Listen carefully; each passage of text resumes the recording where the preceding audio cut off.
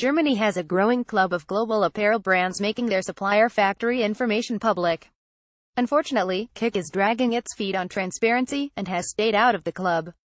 Transparency in the garment industry about the factories brands use to produce their clothes is important. When apparel brands publish names and key information about their supplier factories, it allows workers and labor advocates to swiftly alert them to unsafe working conditions or labor rights violations. This kind of transparency can even help avert deadly disasters. Many apparel brands understand this. Since October 2016, a coalition of 9 global labor rights groups and unions, including Human Rights Watch, have been advocating for a basic minimum level of supply chain transparency known as the Transparency Pledge in the apparel sector. A garment worker sews clothing in a building near the site of the Rana Plaza building collapse. Copyright 2014 GmbH. The Global Coalition wrote to leading brands that were members of the German Partnership for Sustainable Textiles, inviting them to publish their supply chain information, aligning with the pledge. The textile partnership involves various entities concerned about the issue, including the German federal government, apparel and footwear companies, non-governmental organizations, and trade unions. It enables brand members to develop a roadmap of what they want to achieve annually, and to report progress.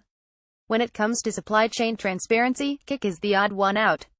All other textile partnership brands, we wrote to, gave us a positive response.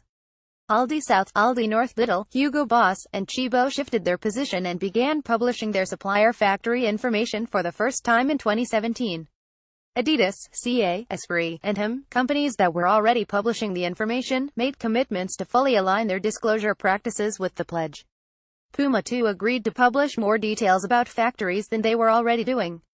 These companies have proven through their action that they suffer no competitive disadvantage from publishing this information.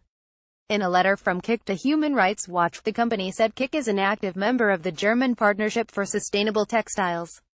We have committed ourselves to fully supporting its goals and objectives. The question of disclosing global supplier lists is currently being discussed in the Textile Partnership. Mandated NGO representatives are part of that discussion. For the time being, however, a binding decision has not been taken.